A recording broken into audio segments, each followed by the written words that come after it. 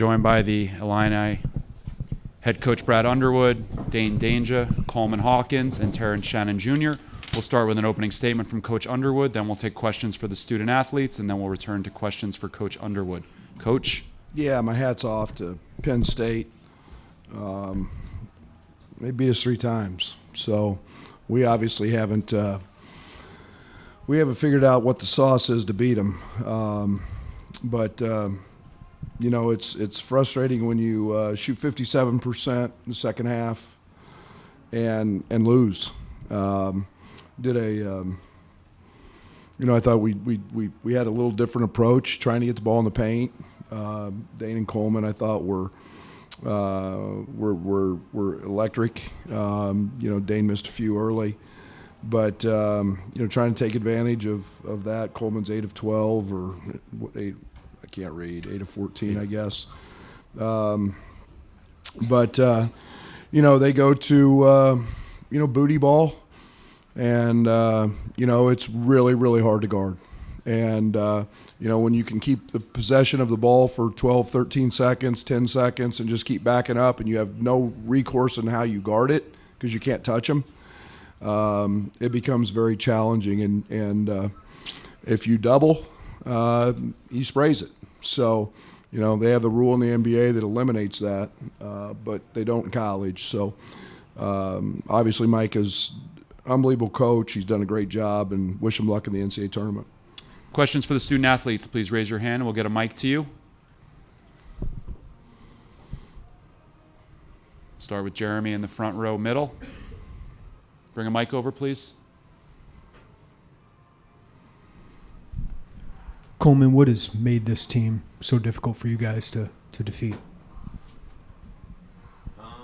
I think it's just the matchup, I want to say with Pickett, but I mean, we let guys like Funk impact the game, Lundy, so you can't really say it was that. I think, like Coach was saying, they get to their, he's just backing you down. You can't really do anything about it. You can't touch them. You wall up. They call it, and then you try to help. You spray out to a 3-point shooter. So it's just difficult trying to find that in between where you can still guard the booty ball and still guard the shooter. So I think that's been the toughest part of playing them. So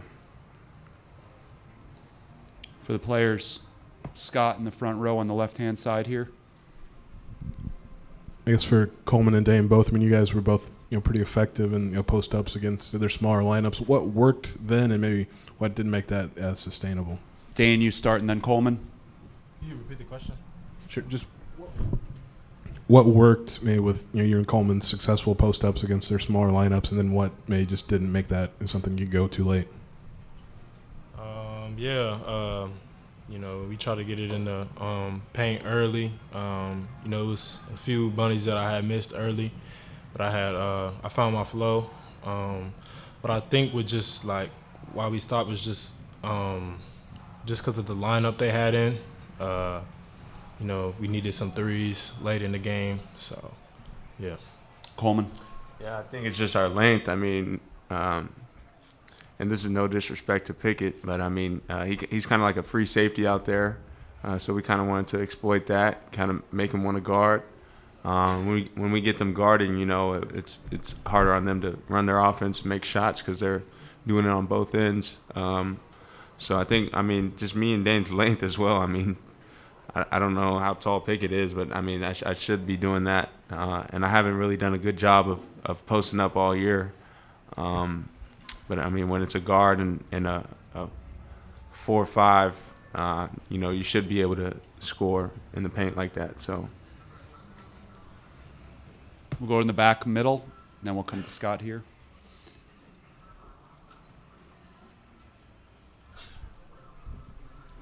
Hey, what do you think you can tell some of the younger guys in the team now leading into the next tournament just a week from now? What do you feel like you can tell them to prepare them for that next one-and-done opportunity? Terrence, you take that? Just get this game out their head. Get back in the gym.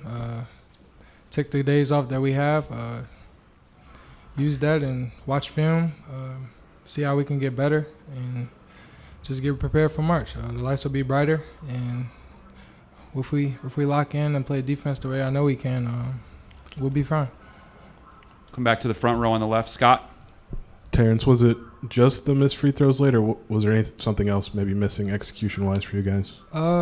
We lost some guys because we weren't trapping a post picket, and we lost some guys. And when we did trap, we didn't rotate pretty fast. So those were pretty big momentum changers. And Dane technical foul. That was a really big momentum change. We were kind of on a run. But I mean, we didn't play good enough. We didn't shoot good enough to win. But I feel like we played hard. We just had a couple of mistakes. A few more for the players. Front row, Joey. Dan, can you just walk us through what happened on that technical, what the explanation was for you? Yeah, I had scored, and then I just celebrated. I didn't see him. I had my eyes closed, so I didn't know he was right in front of me, so I ran into him. I tried to talk to the ref about it, but, he said things about concussions and stuff like that, so, yeah. Right-hand side, second row. Terrence, you touched on that play being a big momentum swing. How difficult was that for you guys when it could have been 6 right there and even 7 if Dane makes it, and instead it's 4? That's big because Dane just got an and 1. He made the free throw, and then Funk shot and made 2 free throws, and then it was their ball again. So, I mean, you see it for yourself. It was a big momentum changer. We could have went up 6 and got a stop and then went up 8. So you never know. But, I mean, we still could have won, but, it is what it is. Next game. All right, you guys can head back to the locker room. We'll continue with questions for Coach Underwood. If you have a question for Coach Underwood, please raise your hand. We'll get a mic over to you in the third row on the left. Coach, the game was tied at 56, and things just kind of fell apart there at that point a little bit. What'd you see during that swing right there? They made shots. It's about. It was. They do a great job of guard-on-guard screening, and getting a matchup that they like, and then Pickett just literally takes a ball and pounds nails till he gets it where he wants, and Ty Rodgers helped on one and gave up a 3, and you fight that decision. Do you want to double? And he was 4 of 10. They were just 2s. Then we had a couple opportunities. We got fouled. We missed a couple in the paint, and all of a sudden, it's a little bit of a run. So, left-hand side, Dave. Brad, this team was swept by Wisconsin and Rutgers, and there's very strange matchups in this league where one team just seems to have someone else's number. What was it about Penn State, if you can think of anything, that gave you guys trouble this year? They're really old, the oldest team in Power 5, and they've got a really good player that is a matchup problem. And, they're extremely well coached. And, like I said, we've swept teams too. So it's all about matchups, and they're a tough matchup for us. And any mistake we made defensively, they have, and we've never guarded Funk. So Funk's, had 126 points. I don't know what he's had against us, but we haven't guarded him very well. In the middle, second row. Brian, after the last couple games, what's kind of the key to getting the most out of Matt here in the NCAA tournament now in the next week or two? Yeah, he's a 23-year-old grown man, veteran, and he's been there, done that before, and he was very, very good early, and there's no doubt we need him to be excellent as we move forward. And like I said, we've beaten great teams, and we are one. We need him to be very, very, very big part of this. Left-hand side on the aisle. Yeah, Brad, Penn State's one of the worst percentage-wise offensive rebounding teams. Tonight they get 10 offensive rebounds, 11 second chance points. Is that something you're disappointed in, or just kind of luck of the draw, bounce of the ball? I mean, we blocked 3 or 4 shots that Lundy got back in the first half. I think all of his rebounds, except one, I think were off blocked shots.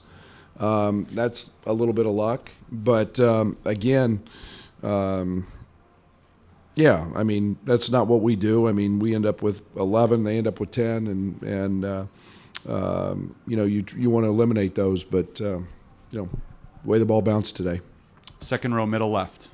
Brad, how much you need to address late game offense? There have been some close games where you guys haven't been able to execute down the stretch. They went on a 17-4 run. How do you see that going into NCAA tournament? Better be better. Better execute.